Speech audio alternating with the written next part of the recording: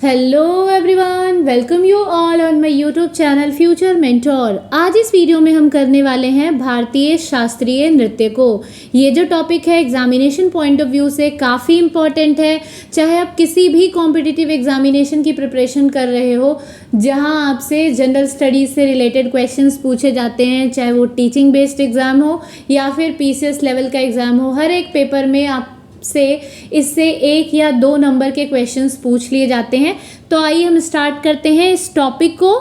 तो सबसे पहले भारतीय शास्त्रीय नृत्य के संस्थापक का नाम आपसे पूछ लिया जाता है, तो आप प्लीज़ इसे नोट डाउन कर ले। उनका नाम क्या है? भारतीय शास्त्रीय नृत्य के संस्थापक का नाम है महान संत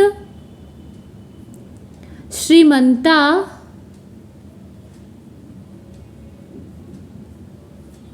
शंकर देव।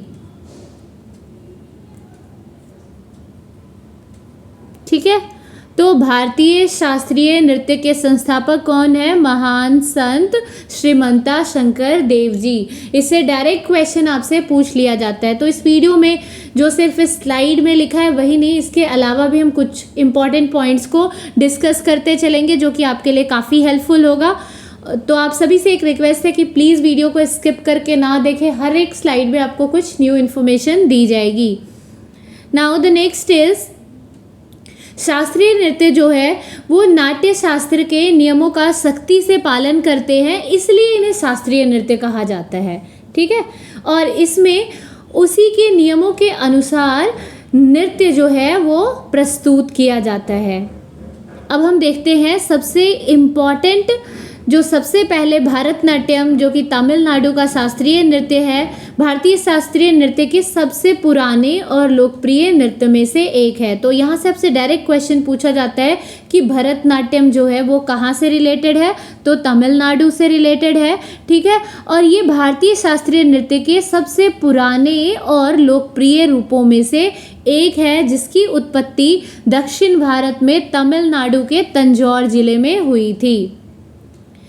इस नृत्य में जो इशारे होते हैं उन्हें मुद्रा कहा जाता है और इनके आसनों को करण कहा जाता है। ठीक है, आपको पता होगा कि जो नर्तक है जो इस डांस फॉर्म को प्रस्तुत करते हैं, वो कुछ मुद्राओं का, कुछ आसनों का प्रयोग करते हैं डांस के दौरान। तो उन मुद्राओं को, उन इशारों को मुद्रा कहा जाता है, और जो वो आसन यूज़ करते हैं उनको करण कहा जाता है। अब आपसे क्वेश्चन डायरेक्ट क्या पूछा जाता है? जो भी डांस फॉर्म है वो कहाँ फेमस है, उनसे रिलेटेड प्रसिद्ध नर्तक के बारे में पूछा जाता है। तो आपने देखा भरतनाट्यम, जो कि कहाँ फेमस है?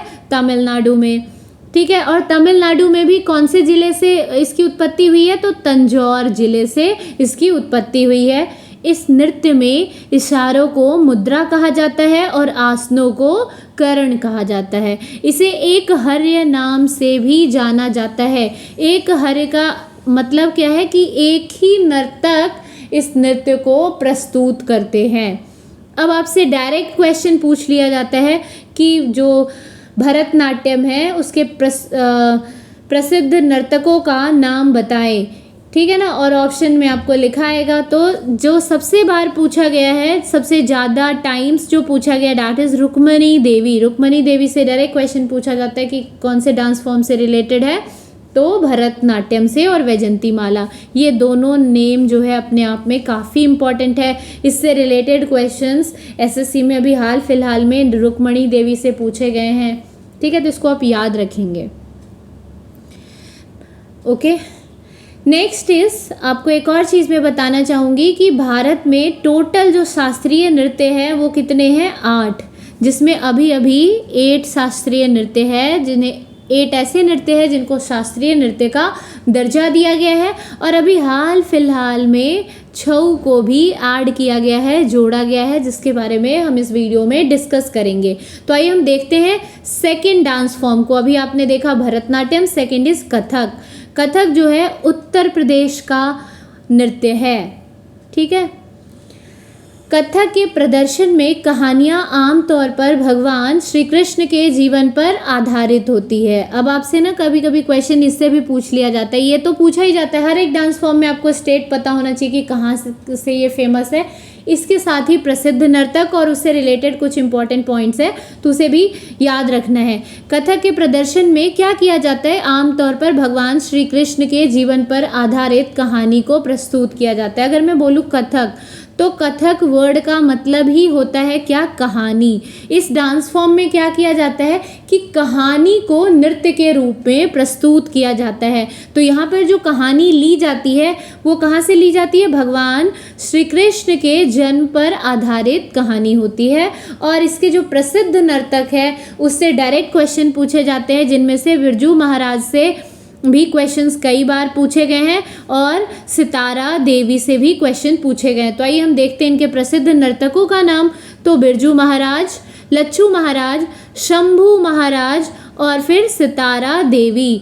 ठीक है, तो आपको इस जो प्रसिद्ध नर्तक है उनके नाम याद रखने हैं, और नाम याद रखना भी बहुत डिफिकल्ट नहीं है, क्योंकि आप देखोगे ध्यान से सभी के पीछे क्या लग रहा है, महाराज महाराज, बिरजू महाराज, लच्छू महाराज, शंभू महाराज और सितारा देवी। सितारा देवी बहुत फेमस नेम है, जैसे अभी आपने देखा रुक्मणी, वैसे ही सितारा देवी भी अपने आप में काफ़ी फेमस है, कई बार एग्जाम्स में पूछे गए हैं।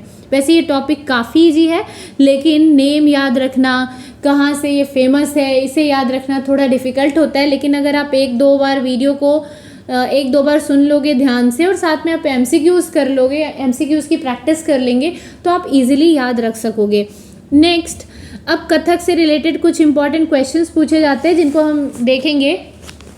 सबसे पहले आपसे पूछ लिया जाता है कि कथक शब्द का अर्थ क्या होता है। तो अभी आपने देखा किसका अर्थ होता है, कहानी, या फिर कहीं कहीं लिखा हैगा कथा। कथा का मतलब ही है कहानी। ठीक है, अब आपसे पूछ लिया जाता है कि मुस्लिम शासकों के युग में कौन सा नृत्य जो है वो प्रसिद्ध था। तो मुस्लिम शासकों के युग में कथक जो है वो प्रसिद्ध नृत्य था। इसे आप नोट डाउन कर सकते हैं, आप भी साथ में एक पेन पेपर लेकर बैठो ताकि आप इंपॉर्टेंट पॉइंट्स को नोट आउट करते चले, नोट डाउन करें। ठीक है, इसके अलावा आपसे कथक में आपने ये जो 4 नेम्स देखे, बिरजू महाराज, लच्छू महाराज, शंभू महाराज, सितारा देवी, इसके अलावा एक और नेम पूछा गया पेपर में, दैट इज़, मैं यहाँ लिख देती हूँ, विद्या गौरी अडकर। किससे रिलेटेड हैं, विद्या गौरी अडकर। ये हाल फिलहाल किसी पेपर में पूछा गया क्वेश्चन था, विद्या गौरी अडकर। तो विद्या गौरी अडकर भी किससे रिलेटेड हैं, कथक से। और साथ में आपने क्या देखा कि मुस्लिम शासकों के दौर में कौन सा नृत्य प्रसिद्ध था, तो कथक। और कथक है कहाँ का, तो उत्तर प्रदेश का। अब क्या होता है ना, हम कंफ्यूज हो जाते हैं कथक में और कथकली में। तो कथकली केरला का नृत्य है और कथक जो है वो कहाँ का नृत्य है, उत्तर प्रदेश का। Now the next is Kathakali. तो अभी आपने देखा कथकली कहाँ का प्रसिद्ध नृत्य है, केरला का। इसके संस्थापक आपसे पूछ लिए जाते हैं, तो कोट्टकारा थम्पूरन। कोट्टकारा थम्पूरन जो है इसके क्या है, संस्थापक है, और इसका अर्थ होता है स्टोरी प्ले। वहाँ कथक में आपने क्या देखा कि उसका अर्थ होता है क्या, कहानी या फिर कथा। यहाँ पे जो इसका अर्थ है दैट इज स्टोरी प्ले। ठीक है, इसके प्रसिद्ध नर्तक जो है वो है कलामंडलम गोपी और कलामंडलम कृष्ण प्रसाद। वैसे इनके प्रसिद्ध नर्तक बहुत सारे हैं, लेकिन सिर्फ उन्हीं पॉइंट्स को मैंने इस स्लाइड में ऐड किया है जिससे रिलेटेड क्वेश्चंस जो है 1-2 साल में पूछे गए हैं। ठीक है, तो कलामंडलम गोपी और कलामंडलम कृष्ण प्रसाद।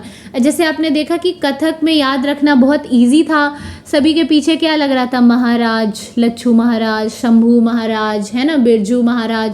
वैसे ही अगर आप कथकली में देखोगे तो कहाँ का है, केरला, और प्रसिद्ध नर्तक के आगे क्या लग रहा है, कलामंडलम, कलामंडलम। ठीक है, वैसे आपको नाम भी याद रखना है, सिर्फ कलामंडलम देख के कि आपने कलामंडलम देख लिया और टिक कर दिया, ऐसे नहीं करना है। आपको नेम भी लर्न रखने हैं। लेकिन हाँ, मान लो अगर ऑप्शन में टोटली डिफरेंट नेम्स आ रहे हैं और एक कलामंडलम आ गया, तो आप सही आंसर तक पहुंच सकते हो। Now the next one is Odissi.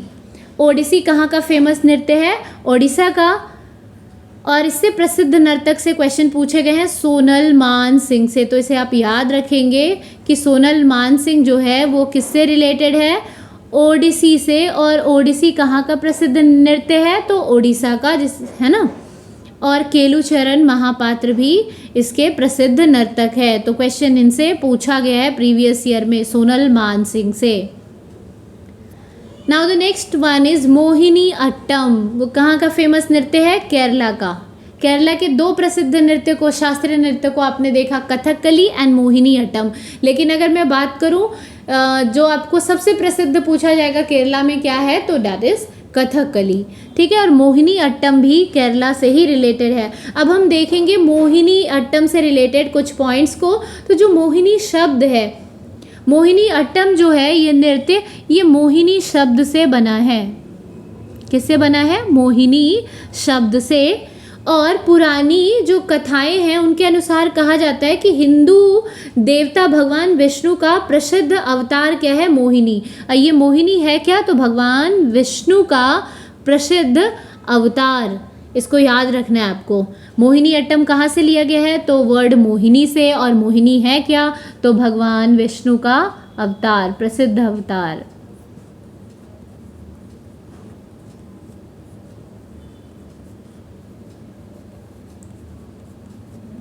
अब आपसे पूछ लिया जाता है इसके प्रसिद्ध नर्तक। तो इसके प्रसिद्ध नर्तक में जो नेम पूछा गया है प्रीवियस ईयर में वो है विजय लक्ष्मी।